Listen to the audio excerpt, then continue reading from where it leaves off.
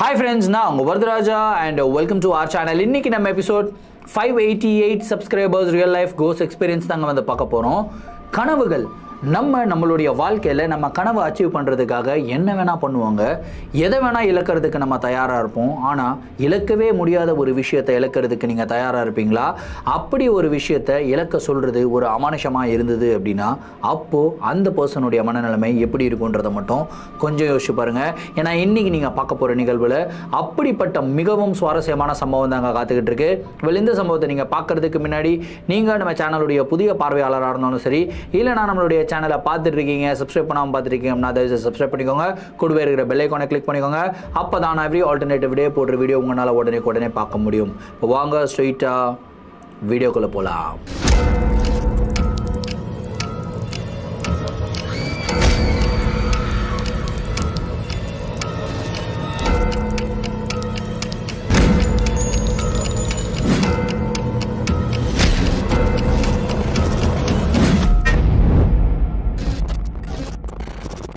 இந்த ஒரு நிகழ்வை நம்மளுக்கு சென்னையிலிருந்து பிரியங்கா அப்படின்ற ஒரு சப்ஸ்கிரைபர் மெயில் பண்ணி விட்டுருக்காங்க. இந்த ஒரு அமானுஷமான நிகழ்வு அவங்களுடைய பாய் ஃப்ரெண்ட் ஷோயபுக்கு நடந்த ஒரு நிகழ்வு. சரி, கதையுடைய ஸ்டார்டிலிருந்தே வர ஆரம்பிப்போமே. பிரியங்கா அண்ட் ஷோயப் ரெண்டு பேருமே வந்து பார்த்தீங்கன்னா காலேஜ் படீஸ். காலேஜ்லேருந்தே வந்து ஒன்றா படிக்கிறாங்க. ரெண்டு பேரும் பெஸ்ட் ஆஃப் ஃப்ரெண்ட்ஸாக இருக்கிறாங்க. காலேஜ் முடிச்சதுக்கப்புறம் அவங்க ரெண்டு பேரும் வந்து லவ் பண்ண ஆரம்பிக்கிறாங்க. காலேஜ் படிக்கும் போதே ஷோயபுக்கு வந்து என்ன ரொம்ப பிடிச்ச விஷயம் அப்படின்னா, இந்த காலேஜில் இந்த கல்ச்சுரல்ஸ் ட்ராமா இதெல்லாம் பண்ணுவாங்க இல்லையா. ஸோ ட்ராமாவில் ஆக்ட் பண்ணுறது அவருக்கு ரொம்ப பிடிக்கும். ஸோ அவருக்கு ஒரு மிகப்பெரிய ட்ரீம் என்னென்னா ஆக்டராக ஆகணும் அப்படின்றது தான் ஷோயபுடைய ட்ரீம். ஸோ அதனாலேயே நிறையா இந்த ஷார்ட் ஃபிலிம்ஸு இதுக்குண்டான ப்ரிப்பரேஷன்ஸ்லாம் அவர் தயாராகிட்டு இருப்பார். நிறைய வீடியோஸ் போஸ்ட் பண்ணுறது ரெகுலராக இது வந்து பண்ணிகிட்டு இருந்திருக்காருங்க அவருடைய லைஃப்பில். அதே மாதிரி நிறையா ஆடிஷன்ஸும் போய் அட்டன் பண்ணிட்டு வந்திருக்காரு. ஸோ காலேஜ் முடிச்சுட்டு அவங்க ரெண்டு பேரும் வேலைக்கு போயிட்டாங்க. ஒரு நல்ல ஹாப்பியான ஒரு லைஃப் தான் வாழ்ந்துட்டு இருக்காங்க. அடுத்து அவங்களுடைய கல்யாணம் அப்படின்னு சொல்லி பேசிக்கிட்டு இருக்கும்போது இவர் சைட் பை சைடு நிறைய படங்களுக்கு உண்டான ஆடிஷன்ஸில் போய் கலந்துக்கிறாருங்க. ஒரு ஆடிஷன்ஸுக்கு போகிறாரு, செலக்ட் ஆகலை. ரெண்டாவது ஆடிஷன், அது மாதிரி கிட்டத்தட்ட 100கணக்கான ஆடிஷனுக்கு போகிறாரு. எதுலேயுமே ஷோயப் வந்து செலக்ட் ஆகவே இல்லை. அப்படி இருக்கும்போது தான் சின்ன சின்ன இந்த வெப் சீரிஸ் எல்லாம் வருது இல்லையா, அந்த மாதிரி வெப் சீரிஸில் நடிக்கிறதுக்கு உண்டான வாய்ப்புகள் இவருக்கு கிடைக்குது. ஒரு 2-3 வெப் சீரிஸில் நடிக்கிறாரு. ஒரு டீசெண்டான எக்ஸ்பீரியன்ஸை வந்து கேதர் பண்ணுறாரு. அதுக்கப்புறம் ஒரு பெரிய ப்ராஜெக்டில் போய் சைன் பண்ணணும் அப்படின்னா நம்ம டிஃப்ரெண்ட்டான ஒரு ரோல்ஸ் எல்லாமே பண்ணி ஆகணும் அப்படின்னு சொல்லிட்டு வேற விதமான ரோல்ஸ் எல்லாம் கிடைக்குதா அப்படின்னு சொல்லிட்டு வேற ஆடிஷன்ஸுக்கு வந்து போறாருங்க. அப்படி போகும்போது தான் அவருக்கு வந்து பார்த்தீங்கன்னா ஒரு ஷார்ட் ஃபிலிமில் ஒரு கேரக்டர், அதாவது ஒரு லீட் ரோல் அவருக்கு வந்து கிடைக்குது. ஆனால் அந்த ஷார்ட் ஃபிலிம் எதை பேஸ் பண்ணின்னு கேட்டிங்கன்னா ஒரு அமானுஷ நிகழ்வை பேஸ் பண்ணி தான் அந்த ஒரு ஷார்ட் ஃபிலிம் இருக்குது. ஸோ இந்த கதையை வந்து நரேட் பண்ணுறாரு அந்த ஷார்ட் ஃபிலிமுடைய டைரக்டர். கதையை கேட்ட உடனே அவருக்கு ரொம்ப பிடிச்சிருது. இன்ஃபேக்ட் கதையை விட ஷோயபுக்கு எது ரொம்ப பிடிக்குது அப்படின்னா, இந்த மாதிரி டிஃப்ரெண்ட்டான ஒரு ஜான்ராவில் வந்து ஆக்ட் பண்ணுறதுக்குண்டான ஒரு ஆப்பர்ச்சுனிட்டி. ஒரு பேய் படத்தில் நடிக்கணும் அப்படின்னா கண்டிப்பாக அது சம்மந்தப்பட்ட ஏதாவது ஒரு ஷார்ட் ஃபிலிமில் நடிச்சிருந்தால் மட்டுமே தான் நம்மளுக்கு அந்த எக்ஸ்பீரியன்ஸ் இருக்கும். அதுக்கப்புறம் நம்ம போய் அந்த பேய் படத்தில் நடிக்கலாம் அப்படின்றது இருக்கு இல்லையா. ஸோ அதனாலேயே ஷோயப் வந்து இதுக்கு ஒத்துக்கிறாருங்க. இந்த ஷார்ட் ஃபிலிம் கரெக்டாக எங்கே ஷூட் பண்ண போகிறாங்க அப்படின்னா, இங்கே சென்னையிலலாம் ஷூட் பண்ணக்கூடாது அப்படின்னு வந்து முடிவு எடுத்துட்டாங்க. ஏதாவது ஒரு ரிமோட் பிளேஸில் போய் ஷூட் பண்ணணும், அதுலேயும் உண்மையிலேயே ஹாண்டடாக இருக்கிற ஏதாவது ஒரு பிளேஸில் போய் ஷூட் பண்ணணும் அப்படின்னு சொல்லிட்டு இவங்க ராஜஸ்தானில் ஒரு ஹாண்டட் ஹவேலி அப்படின்னு வந்து சொல்கிறாங்க. அந்த ராஜஸ்தானில் அந்த ஒரு லொக்கேஷனை வந்து செலக்ட் பண்ணுறாங்க. ஏன் அந்த லொக்கேஷனை செலக்ட் பண்ணுறாங்க அப்படின்னா, பல வருடங்களாக அந்த இடத்துல வந்து ஒரு வீடு இருக்காங்க, அதாவது சந்திரமுகி வீடு அப்படின்னு சொல்லலாமே, அந்த மாதிரி ஒரு வீடு இருக்குது. அந்த வீட்டுக்கு ஒரே ஒரு கேர்டேக்கர் மட்டும் இருக்கார். அந்த கேர்டேக்கரும் கூட அந்த வீட்டுக்குள்ளே என்டர் ஆகவே மாட்டாராம், அதாவது வீட்டுக்கு வெளியே தான் இருப்பாராம். ஸோ அந்த வீடுடைய ஓனர் வந்து ஃபாரினில் எங்கேயோ இருக்காங்க. ஸோ அவங்க வந்து அந்த கேர்டேக்கருக்கு சம்பளம் மட்டும் கொடுத்துக்கிட்டு இருக்காங்க. அதாவது யாராவது வந்தாங்க அப்படின்னா கேட்டை ஓப்பன் பண்ணி வீட்டை சுற்றி காட்டுறது அப்படின்ற மாதிரி வேலைக்காக மட்டும் அந்த ஒரு பர்சனை வச்சுருக்காங்க. ஸோ இந்த மாதிரி ஒரு லொக்கேஷனில் போய் ஷூட் பண்ணலாம் அப்படின்னு சொல்லி டிசைட் பண்ணிவிட்டு அந்த லொக்கேஷனுக்கும் போகிறாங்க. அந்த ஒரு வீடை வந்து பார்க்குறாங்க. அந்த வீடு வந்து பார்த்திங்கன்னா பழைய ஜமீன்தார் வீடெல்லாம் எப்படி இருக்கும் அந்த மாதிரி ரொம்ப பெரிய ஜமீன்தார் வீடு. வீடு வெளியே இருந்து பார்க்குறதுக்கே பயங்கரமாக இருக்குங்க. இன்ஃபேக்ட் அந்த வீடு வந்து கேர்டேக் பண்ணாமல் இருக்குது அப்படின்னு சொல்லியிருந்தேன். இருந்தாலுமே அதுக்குள்ளே இருக்கிற பொருட்கள் எல்லாமே வந்து பார்த்திங்கன்னா ரொம்ப சூப்பராகவே இருக்குது. வீட்டுக்குள்ளே போய் பார்க்குறாங்க. பார்த்தா அவ்வளோ ஃபென்டாஸ்டிக்காக இருக்குது. அந்த வீட்டை பார்த்துக்கிறதுக்காக ஒரு பர்சன் இருந்தாருன்னு சொன்னேன் இல்லையா, அந்த ஒரு பர்சன் கிட்ட போய் இந்த டைரக்டரு ஷோயப் இவங்கெல்லாம் வந்து போய் பேசியிருக்காங்க. அவர் என்ன சொல்கிறாருன்னா, இந்த இடத்துக்கு யாருமே வரவே மாட்டாங்க, இந்த வீட்டில் யாரும் தங்கவும் மாட்டாங்க, எனக்கு சம்பளம் கொடுக்குறாரு ஓனர், அதனால் இந்த வீட்டை வந்து டேக் கேர் பண்ணிக்கிட்டு இருக்கேன். நானே ஈவினிங் 5 மணிக்கு மேலே இந்த அந்த வீட்டுக்குள்ளே நான் என்டர் ஆக மாட்டேன். நீங்களும் என்ன பண்ணுங்கள் அப்படின்னா ஈவினிங் 5 மணிக்கு மேலே ஷூட்டிங்லாம் வச்சுக்காதீங்க, காலையில் மட்டும் ஷூட் பண்ணுங்கள் அப்படின்னு வந்து ஒரு ரிக்வஸ்ட்டாக கேட்டுக்கிறாரு.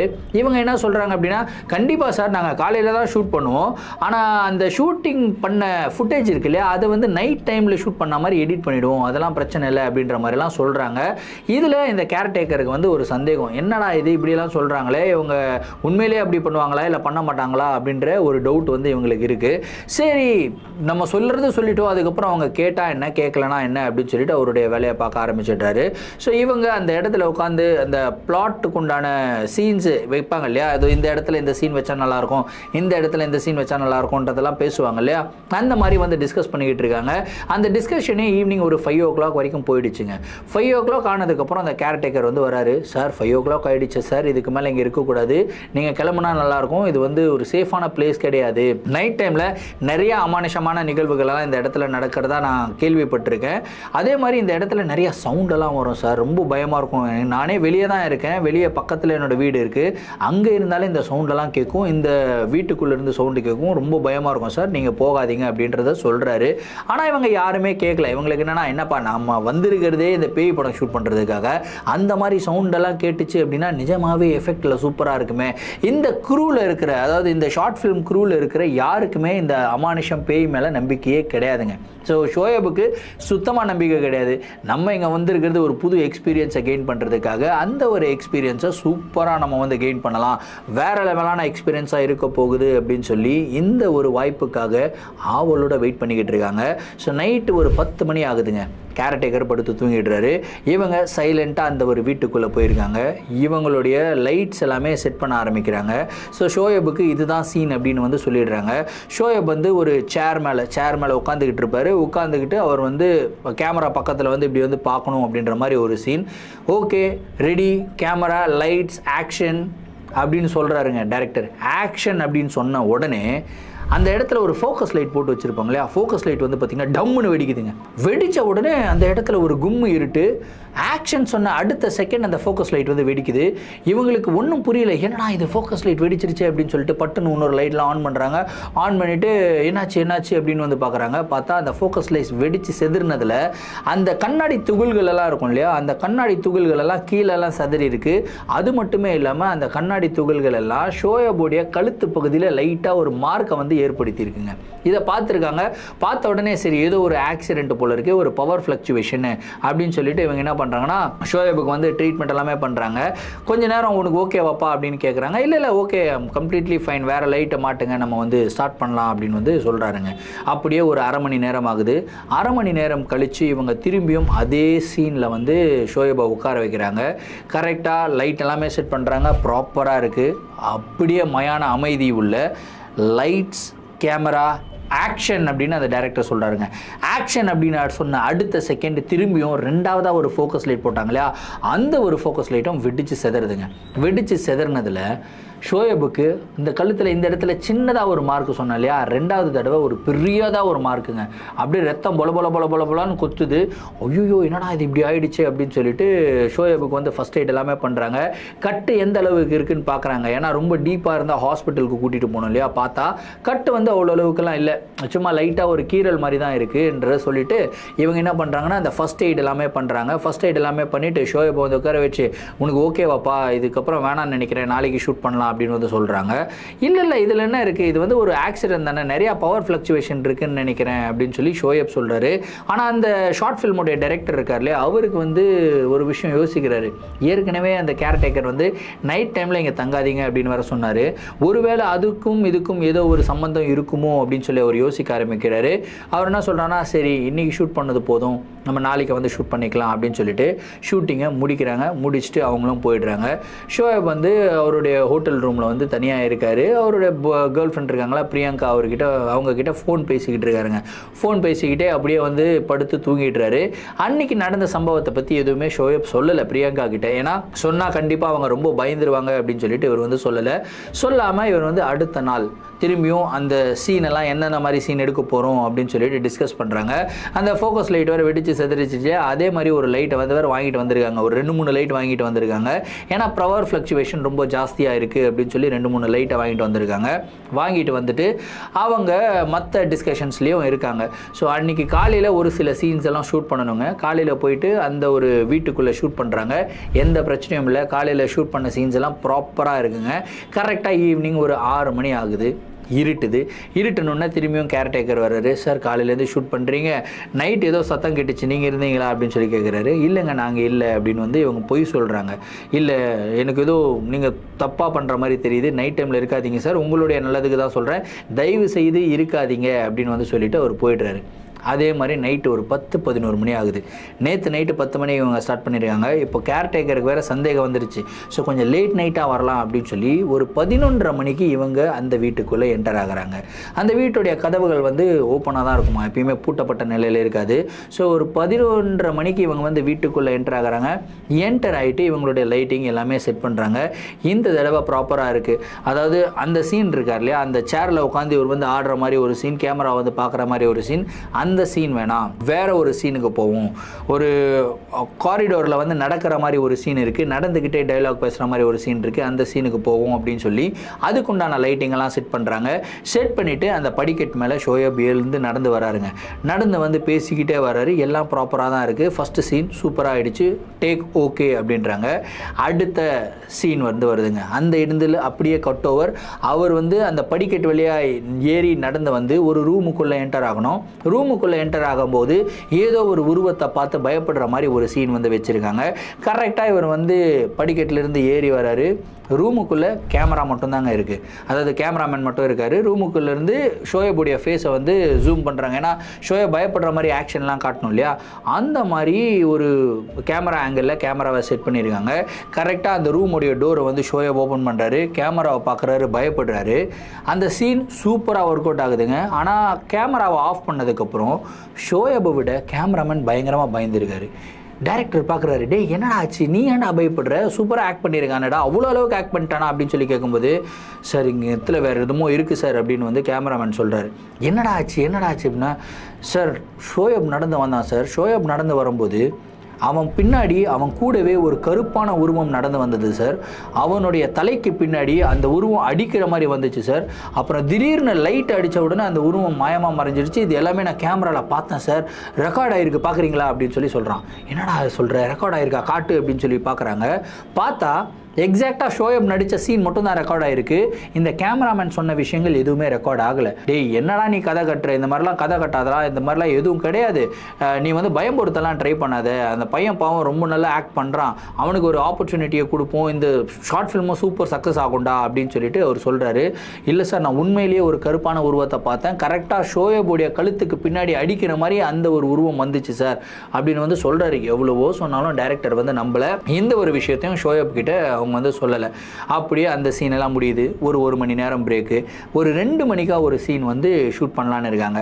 அந்த 2 மணிக்கு வர சீன் என்னன்னு கேட்டிங்கன்னா, ஷோயப் வந்து அந்த ரூமுக்குள்ளே என்டர் ஆகிறார்ல, ரூமுக்குள்ளே என்டர் ஆகிட்டு ஒரு பேசேஜ், சீக்ரெட் பேசேஜ் மாதிரி ஒன்று கிரியேட் பண்ணியிருக்காங்க. அதாவது அந்த ரூமில் ஒரு அலமாரி ஒன்று இருக்குமா, அந்த அலமாரியை வந்து ஓப்பன் பண்ணுறாங்க. ஓப்பன் பண்ணால் அதுக்குள்ளே ஒரு மறைமுகமாக இருக்கிற மாதிரி ஒரு ரூம் மாதிரி செட் பண்ணி வச்சுருக்காங்க. ஸோ அதுதான் ஒரு சீன் அப்படின்ற மாதிரி கிரியேட் பண்ணியிருக்காங்க. ஆப்வியஸாக அந்த இடத்துல அலமாரியும் கிடையாது, அவங்க அதுக்குள்ளே என்டர் ஆகிற மாதிரி ரூம் எதுவுமே செட் பண்ணல.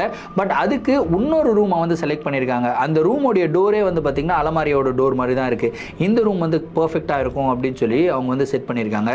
கரெக்டாக ஷோயப் வராரு, அந்த டோரை ஓப்பன் பண்ணுறாரு, உள்ளே அப்படியே என்டர் ஆகிறாருங்க. அந்த ரூமுக்குள்ளே என்டர் ஆகி பெட்டு மேலே உட்கார்றாரு. பெட்டு மேலே உட்கார்ந்த உடனே ஷோயபுக்கு ஃபிட்ஸு வந்த மாதிரி நடுங்கணும். இதுதான் சீனு. அப்படியே வந்து ஃபிட்ஸு வந்த மாதிரி நடுங்கிறாரு. செம்ம ஆக்டிங் பண்ணுறாரு. அந்த இடத்துல நடுங்கி அவருடைய கண்ணுங்கன்னெல்லாம் அப்படியே மேலே பிதுங்கி கருவழியவே இல்லாமல் வெறும் வெள்ளை கண்கள் மட்டும் இருக்கும் இல்லையா, வெள்ளை விழிகள் மட்டும் வந்து ஷோயப் ஏதோ வந்து பொசஸ்டு, பேய் பிடிச்ச மாதிரி நடிக்கணும் அப்படின்னு வந்து சொல்கிறாங்க. அந்த மாதிரி பர்ஃபெக்டாக வந்து சீன் நடிக்கிறாருங்க. அந்த ஷார்ட்டும் ஓகே, டேக் ஓகே அப்படின்னு சொல்லி டைரக்டர் சொல்கிறாரு. அடுத்த செகண்ட் வந்து பார்த்திங்கன்னா கேமராமேன் வந்து கேமரா ஆப்வியஸாக வந்து ஆப்ரேட் பண்ணிட்டு இருக்காரு. ஆனால் கேமராவை விட்டுட்டு அவர் வந்து பொத்துன்னு கீழே விழுகிறாருங்க. சீன் முடிஞ்ச உடனே கேமரா விட்டு பொத்துன்னு கீழே விழுகிறாரு. எல்லாரும் பதறி போயிட்டு ஐயோ என்ன ஆச்சு அப்படின்னு சொல்லி ஓடி வந்து அந்த ஒரு பையனை பார்க்குறாங்க, கேமராமேனை பார்க்குறாங்க. ஷோயப் சீனில் என்ன நடித்தாரோ அதே மாதிரி கேமராமேனுக்கு நடக்குதுங்க. அவர் வந்து அப்படியே நடுங்கிறாரு, ஃபிட்ஸ் வந்த மாதிரி நடுங்கிறாரு, கண்ணுக்குன்னெல்லாம் மேலே போயிடுச்சு, வெறும் வெள்ளை விழிகள் மட்டும்தான் இருக்குது. அப்படியே என்னென்னமோ பேசுகிறாரு, ஏதோ ஒரு பாஷையில் பேசுகிறாரு. இதெல்லாம் பார்த்த உடனே அங்கே இருக்கிறவங்க எல்லாமே பயந்துட்டாங்க. இன்ஃபேக்ட் ஷோயப்புமே பயந்துட்டாரு. அவங்க என்ன யோசிக்கிறாங்கன்னா, இந்த பையன் நடிக்கிறானா இல்லை உண்மையிலேயே இதெல்லாம் பண்ணுறானா, இல்லை உண்மையிலேயே இந்த இடத்துல ஏதாவது ஒரு என்டிட்டி இருக்கா, எதுவுமே தெரியல. எல்லாருமே பயந்துட்டாங்க. அப்படியே கிட்டத்தட்ட ஒரு 5 நிமிஷம் டைரக்டர் என்ன பண்ணுறான்னா ஓங்கி வந்து பலாருன்னு அந்த பையனை அடிக்கிறாருங்க. அடித்த அடுத்த செகண்டுக்கு அந்த பையனுக்கு சுயநினைவு வருது. சுயநினைவே இல்லாமல் இந்த விஷயங்கள்லாம் பண்ணிக்கிட்டு இருக்கான். சுயநினைவு வந்து என்ன, அண்ணா வேணாண்ணா, இந்த இடத்துல நைட்டு வேணாண்ணா, போயிடலாண்ணா அப்படின்றாரு. டே என்னடா ஆச்சு, ஏன்டா ஐடியெலாம் பண்ணுற? ஆனால் இப்பயும் நான் பார்த்தேன்னா ஷோயபுக்கு பின்னாடி அந்த கருப்பான உருவம் இருந்துச்சுன்னா, அந்த கருப்பான உருவம் வந்து அப்படியே எட்டி பார்த்து என்னையே பார்த்துச்சுன்னா, அதை பார்த்த உடனே எனக்கு என்ன ஆச்சுன்னு எனக்கே தெரியலனா, ஒரு மாதிரி என்னுடைய உடம்புக்குள்ளே ஏதோ பூந்த மாதிரி இருந்தது. என்னால் என்னுடைய எமோஷன்ஸை கண்ட்ரோல் பண்ணவும் முடியல. அதுக்கப்புறம் என்னாச்சுன்னே தெரியலனா என்னென்ன ஆச்சு அப்படின்னு சொல்லி கேட்குறான். இது அந்த இடத்துல இருந்த எல்லாருமே கேட்குறாங்க. கேட்டுட்டு பயந்துடுறாங்க. கொய்யால இந்த இடத்துல ஏதோ ஒன்று இருக்குதுப்பா, இதுக்கு மேலே இந்த இருந்தால் சரிப்பட்டு வராது அப்படின்னு சொல்லி டிசைட் பண்ணிவிட்டு இவங்க என்ன பண்ணுறாங்கன்னா வெளியே போகிறாங்க. கரெக்டாக அந்த வீட்டை விட்டு வெளியே வராங்க. வீட்டுடைய கேர்டேக்கர் வந்து பார்த்திங்கன்னா வெளியே நின்றுக்கிட்டு இருக்கான். அந்த ஆள் எப்படி நின்றுக்கிட்டு இருக்கான்னா சாதாரணமாக நின்றுக்கிட்டு இல்லை, ஒரு மாதிரி பேயெல்லாம் வந்து நின்றுக்கிட்டு இருக்கும் தெரியுமா, குச்சியெல்லாம் இப்படி கையை கீழே வச்சுக்கிட்டு இப்படி நின்றுக்கிட்டு இருக்கான். அவனை பார்த்த உடனே செம்ம பயம். டே என்னடா இந்த ஆள் வேறு எப்படி நின்றுக்கிட்டு இருக்கான், இந்த ஆளுக்கு பேய் பிடிச்சிச்சா அப்படின்னு சொல்லி ஒத்து பார்க்கும்போது, நான் இங்கே நைட் டைமில் வரக்கூடாதுன்னு சொன்னால ஏன் வந்தீங்க அப்படின்னு சொல்லி கேட்குறான். யோ இரியா, நீ நார்மலாக பேசுறியா இல்லை பேய் பிடிச்சி பேசுறியா அப்படின்ற மாதிரி ஒரு டவுட்டில் இவங்க பேசுகிறாங்க. அந்த ஒரு பர்சன் வந்து சொல்கிறான், வராதிங்க, நைட்டில் வராதிங்க, உங்களோட நல்லதுக்கு தான் சொல்கிறேன், உங்களுடைய உயிருக்கு ஆபத்து, நைட்டில் வராதிங்க அப்படின்னு வந்து சொல்கிறான். ஓகே நைட்டில் வர மாட்டோம் அப்படின்னு சொல்லி இவங்க கிளம்பி போயிடுறாங்க. அடுத்த நாள் காலையில் எல்லாருக்கும் செம்ம டயர்டு. அதாவது ஒரு செம்ம அடி வாங்கினா எப்படி இருக்குமோ அந்த மாதிரி உடம்பெல்லாம் செம்ம வலிக்குது. யாருனாலையும் நகரவே முடியல. காலையில் எந்த ஒரு டிஸ்கஷனும் இல்லை. நைட் என்ன ஷூட் பண்ண போகிறோம் எதுவுமே அவங்க டிஸ்கஸ் பண்ணல. எல்லாருமே நல்லா படுத்து தூங்கிடுறாங்க. ஒரு மத்தியானம் ஒரு 2 மணிக்காக எழுந்துக்கிறாங்க. எழுந்துட்டு அதுக்கப்புறம் தான் வந்து டிஸ்கஷன் பண்ண ஆரம்பிக்கிறாங்க. நேற்று நைட் என்னென்ன நடந்தது அப்படின்றதெல்லாம் வந்து பேசுகிறாங்க. இது எல்லாரும் ஒரு கிட்டத்தட்ட ஒரு 10 பேர் கொண்ட ஒரு குழுங்க. 10 பேர் பேசிக்கிட்டே இருக்காங்க. இந்த 11ஆவது ஒரு ஆள் அந்த கேமராமேன் மட்டும் பேச மாட்டாரு. சைலண்டாக போய் உட்காந்துக்கிறாரு. ஏதோ ஒன்று பயத்தில் நடுங்கிக்கிட்டு இருக்க மாதிரி டைரக்டரும் ஷோயபும் பொறுமையாக போகிறாங்க. என்னடா ஆச்சு அப்படின்னு கேட்குறாங்க. அண்ணா நான் சொல்லிக்கிட்டே இருக்கேன், இந்த இடத்துல நீங்கள் விளையாடுறீங்க, உண்மையிலே இருக்குண்ணா அப்படின்னு வந்து ஏதோ ஒன்று சொல்கிறாருங்க. ஆனால் ஷோயப் என்ன சொல்கிறா, டே அதெல்லாம் ஒன்றும் இல்லைடா, என்னடா நீ இதெல்லாம் சொல்லிக்கிட்டு இருக்க, நான் நடிக்கிறேன், என்னுடைய கழுத்துக்கு பின்னாடி தான்டா வருது, உனக்கு என்னடா பயம், அது ஏதாவது பண்ணால் என்ன தான்டா பண்ண போகுது, நான் பார்த்துக்கிறேன்டா, எனக்கெல்லாம் இன்னும் பிரச்சனை இல்லைடா, வாடா அப்படின்னு சொல்லி கூப்பிட்டு அடுத்த நாள் நைட்டும் வந்து போயிருக்காங்க. போயிட்டு திரும்பியும் ஃபஸ்ட்டு டே ஒரு சீன் எடுத்தாங்க இல்லையா, அந்த சேரில் உட்காந்து ஃபோக்கஸ் லைட்டு வச்சு இவங்க வந்து ஆக்ட் பண்ணணும், ஷோயப் வந்து கேமராவுடைய முன்னாடி இப்படி வரணுன்ற சீனு. அந்த சீனுக்கு வந்து ப்ராப்பராக செட்டப் பண்ணிட்டு லைட்டெல்லாம் வச்சுட்டு சேரில் உட்காந்துட்டு லைட்ஸ் கேமரா ஆக்ஷன் அப்படின்றாரு டைரக்டரு. இந்த தடவை ஃபோக்கஸ் லைட்டு பின்னாடி இருக்கிற லைட் எல்லாமே வெடித்து செதறதுங்க. வெடித்து செதறும் போது அதே டைமில் அப்படின்னு ஒரு சவுண்டு கத்துற மாதிரி, என்னடா இது ஆன்னு கத்துற மாதிரி சவுண்டு கேட்குதுன்னு சொல்லிட்டு பட்டுன்னு டார்ச் லைட்டெல்லாம் எடுத்து அடிக்கிறாங்க. பார்த்தா ஷோயபுடைய கழுத்து மூஞ்சி எல்லா இடத்துலேருந்து ரத்தம் அப்படியே கொட்டுதுங்க. ஐயோ என்னடா ஆச்சு அப்படின்னு சொல்லிட்டு பக்கத்தில் போய் பார்க்குறாங்க. ஒரு டீப்பான ஒரு கட்டு அவருக்கு, ஏன் இப்படி ஆகிடுச்சே அப்படின்னு சொல்லிட்டு ஹாஸ்பிட்டல் கூட்டிகிட்டு ஓடுறாங்க. போயிட்டு ஹாஸ்பிட்டலில் வந்து ஸ்டிச்சஸ் போடுற அளவுக்கு வந்து ஆகிட்டுருக்கு, அவ்வளோ அளவுக்கு கட் ஆகிட்டுருக்கு. ஃபுல்லாக ஸ்டிச்சஸ் எல்லாம் போட்டுட்டு அதுக்கப்புறம் அந்த கேர்டேக்கர்கிட்ட வந்து பார்க்குறாங்க. பார்த்தம்போது அவர் என்ன சொல்கிறார் அப்படின்னா, நான் சொல்ல நீங்கள் 3 நாள் தொடர்ந்து இதே மாதிரி ஷூட் பண்ணிட்டீங்க, இதனால் உள்ளே இருக்கிற என்டிட்டி வந்து பயங்கர கோபமாக இருக்கும், அந்த என்டிட்டி உங்களை மார்னிங்லேயும் ஷூட் பண்ண விடாது, ஸோ மார்னிங்லேயுமே உங்களுக்கு இந்த மாதிரி பிரச்சனைகள் எல்லாம் வரும். பிரச்சனைகள் வரக்கூடாது அப்படின்னா நீங்கள் என்ன பண்ணுன்னா, இந்த வீடு இருக்கு இல்லையா, வீட்டுக்கு பின்னாடி ஒரு செவுறு மாதிரி இருக்குது, ஒரு பால் அடைஞ்ச இடிஞ்ச செவுறு மாதிரி இருக்குது. அந்த செவுத்துக்கு பக்கத்தில் சரக்கு பாட்டில் ஃபுல்லாக வாங்கிட்டு போய் வச்சுருங்க. உயிரோடு இருக்கிற ஒரு கோழி, அந்த கோழி எடுத்துகிட்டு போய் வச்சு அந்த செவுத்துக்கு முன்னாடி போய் நின்று, நாங்கள் பண்ணதெல்லாம் தப்பு, எங்களை மன்னிச்சிருங்க, நாங்கள் என்னுடைய வேலைக்காக வந்தோம், தயவு செய்து எங்களை ஷூட் பண்ண விடுங்கன்றதை மட்டும் நீங்கள் வேண்டி கேட்டுக்கோங்க, எல்லாமே சரியாயிடும் அப்படின்னு வந்து அவர் சொல்கிறாரு. அவர் சொல்கிறதுல ஏதோ லாஜிக்குமே இல்லை. இவங்க எல்லாம் யோசிக்கிறாங்க, என்னடா இது, ஒரு செவுத்துக்கு முன்னாடி யார்கிட்டங்க போய் பேச சொல்கிறீங்க, யாருமே இருக்க மாட்டாங்க, செவுருங்க, செவுருக்கிட்ட நாங்கள் ஏங்க பேசணும் அப்படின்றது ஷோயப் கேட்குறாரு. ஏங்க நீங்கள் ஷூட்டிங்கை கண்டினியூ பண்ணணும் அப்படின்னா நீங்கள் இது பண்ணால் மட்டுமே தான் இங்கே பண்ண முடியும், இல்லைனா பண்ண முடியாது, நீங்கள் நம்புங்க, நம்ப காட்டி போங்க அப்படின்னு சொல்லி அந்த கேரக்டர் போயிடுறாருங்க. சரி என்ன பண்ணுறது, இந்த ஷூட்டிங் வர ஒரு பாதி ஷார்ட் ஃபிலிம் முடிச்சிட்டாங்க, மிச்ச பாதி முடிச்சு தான் ஆகணும், லொக்கேஷனை சேஞ்ச் பண்ணியும் ஷூட் பண்ண முடியாது. சரி நம்ம பண்ணி தான் பார்ப்போமே, ஏதாவது ஒரு நல்லது நடக்கட்டும் அப்படின்னு சொல்லிட்டு இவங்க என்ன பண்ணுறாங்கன்னா அந்த இடத்துல போகிறாங்க, ஒரு சரக்கு பாட்டிலை வாங்கி வைக்கிறாங்க, உயிரோட ஒரு கோழி இருக்கு இல்லையா, கோழியை வாங்கிட்டு வந்து அந்த இடத்துல கட்டி வைக்கிறாங்க. கட்டி வச்சுட்டு அந்த என்டையர் 10 பேருமே வந்து அந்த இடத்துல கை கூப்பி வேண்டிக்கிறாங்க, வேண்டி நம்ம மன்னிச்சிருங்க அப்படின்றதெல்லாம் சொல்லிட்டு எங்களை தயவுசெய்து ஷூட் பண்ண விடுங்கன்னு சொல்லிட்டு இவங்க வந்து வராங்க. வந்துட்டு எந்த சீனை செட் பண்ணுறாங்க அப்படின்னா, திரும்பி ஃபர்ஸ்ட் டேல ஒரு சீனை செட் பண்ணாங்களே, லைட் வெடிச்சு செதறிச்சுன்னு சொன்னல, அதே சீனை தான் எக்ஸாக்டாக செட் பண்ணுறாங்க.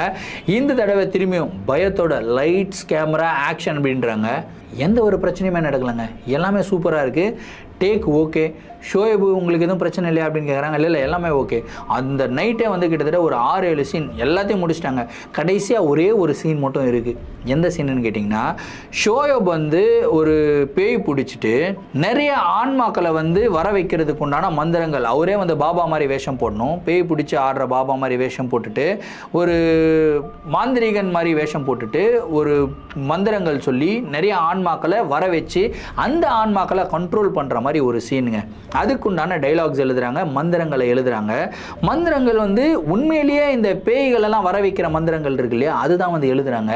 எழுதிட்டு ஷோயப் கிட்ட கொடுக்கும்போது டைரக்டர் என்ன சொல்றாரு அப்படின்னா, இது மாதிரி இது உண்மையாவே மந்திரங்கள்லாம் எழுதியிருக்கேன், இது வந்து அப்படியே நீ சொல்லணும்னு அவசியம் கிடையாது, ஒரு 4-5 லைன் சொல்லி நடுவில் வேறு ஏதாவது ஒன்று மிக்ஸ் பண்ணு, அதாவது இந்த மந்திரங்களை எக்ஸாக்டாக சொல்லாத, ஏற்கனவே இந்த இடத்துல ஏதேதோ பிரச்சனைகள்லாம் இருக்குது, எங்களுக்கு ரொம்ப பயமாக இருக்குது, நீ சொல்லாத அப்படின்னு வந்து சொல்கிறாங்க.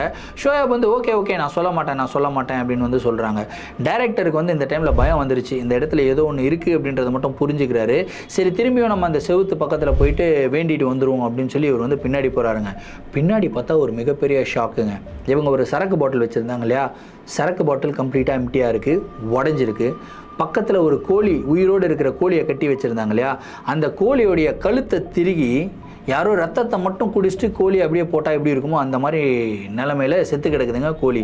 சரி சரக்கு பாட்டில் வந்து ஏதோ ஒரு மனுஷன் வந்து குடிச்சிட்டானே வச்சுக்கோங்களேன், கோழி அடித்து சாப்பிட்டானா இன்ஃபேக்ட் குழம்பு வச்சு சாப்பிட்ருவான், வெறும் ரத்தத்தை மட்டும் ஏன் குடிக்கிறான் அப்படின்னு சொல்லி இவருக்கு பயம் வந்துடுதுங்க. அந்த இடத்துல திரும்பியும் ஒரு ப்ரேயரை போடுறாரு, ப்ரேயரை போட்டு இவர் வந்து வந்துடுறாரு.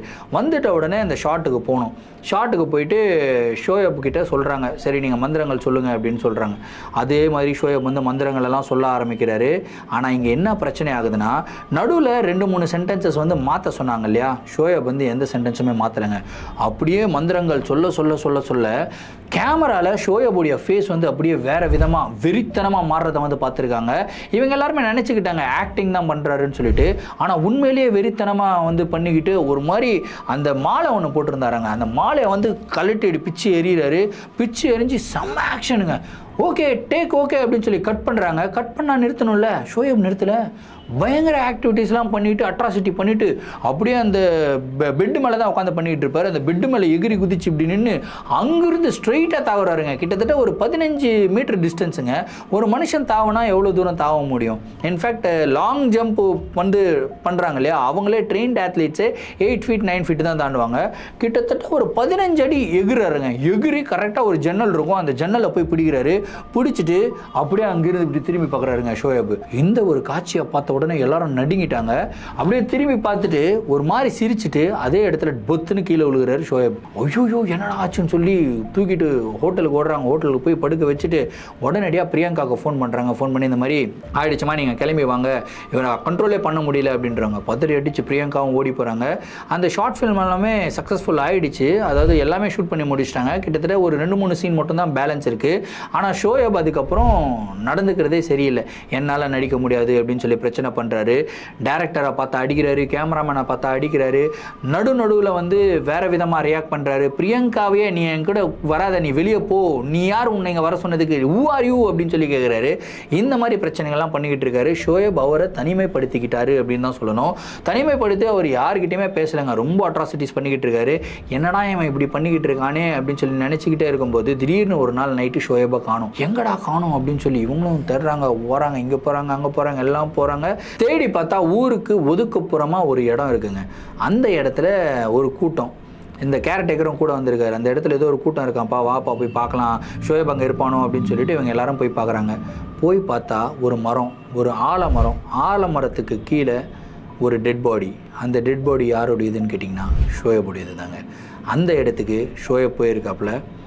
சரக்கு பாட்டில் இருக்குது, கோழி இருக்குது, கோழியோடைய கழுத்தை திருகி இவர் வந்து அந்த கோழியோட ரத்தத்தை வந்து குடிச்சிருக்காரு. வாயிலெல்லாம் அப்படியே ரத்தம் வந்து ஒழுகிருக்கு. அந்த இடத்துல எல்லாமே அப்படி இப்படியே இருக்குது. சரக்கு பாட்டிலை உடைச்சிருக்காங்க. உடைச்சிட்டு அந்த சரக்கு பாட்டிலே அவருடைய கையை கிழிச்சிக்கிட்டு அதே இடத்துல அவர் இறந்து போயிருக்காருங்க. இந்த மாதிரி ஒரு காட்சியை பார்த்த உடனே யாருனாலையும் தாங்கிக்கவே முடியல. ஏன்னா இந்த மாதிரி ஒரு அமானுஷமான ஒரு பிளேஸில் போய் ஷூட் பண்ணால் நல்லாயிருக்கும் அப்படின்னு சொல்லி தான் அந்த லொக்கேஷனை ஷூட் பண்ணாங்க. ஆனால் அந்த இடத்துல ஷோயப் ஆக்சுவலாக இதை பண்ணணும் அப்படின்னு சொல்லிட்டு அவர் வந்து உண்மையான மந்திரங்கள் சொல்லி அதன் மூலியமாக எந்த ஆன்மாக்கள் அவருக்குள்ளே வந்துச்சோ என்ன ஆச்சோ அப்படின்றதெல்லாம் எதுவுமே தெரியல. ஆனால் அந்த இடத்துல ஷோயபுடைய உயிர் பறி போனது அப்படின்றது மட்டும் ஒரு மிகப்பெரிய சோகமான ஒரு விஷயமா இருக்குது. ஸோ இந்த ஒரு இன்சிடெண்ட்டை வந்து அவங்க கேர்ள் ஃப்ரெண்ட் பிரியங்கா எங்கிட்ட ஷேர் பண்ணியிருந்தாங்க. ரொம்பவும் ஃபீல் பண்ணி ஷேர் பண்ணியிருந்தாங்க. ஏன்னா அவன் வந்து ரொம்பவும் ஒரு பாசிட்டிவான ஒரு பர்சனு, வாழ்க்கையில் முன்னேறணும் அப்படின்றதுக்காக இதெல்லாம் பண்ணிக்கிட்டு இருந்தான். ஏதாவது ஒன்று பண்ணணும், எது பண்ணாலும் தத்ரூபமாக பண்ணணும், உண்மையாக இருக்கணும், மக்களுக்கு உண்மையாக தெரியணுன்றதுக்காக தான் பண்ணான். அதே மாதிரி தான் அவன் வந்து அந்த மந்திரங்கள் எல்லாம் சொன்னான். ஆனால் திடீர்னு இப்படி ஆயிடுச்சு அப்படின்னு சொல்லி ரொம்ப ஃபீல் பண்ணியிருந்தாங்க.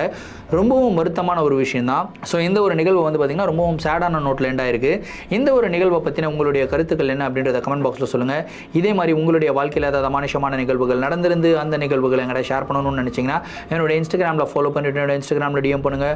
இல்லை நான் என்னுடைய மெயில் ஐடிக்கு மெயிலாக சென்ட் பண்ணி விடுங்க. கண்டிப்பாக உங்களுடைய நிகழ்வுகளும் நம்மளுடைய சேனலில் வீடியோஸாக போடப்படும்.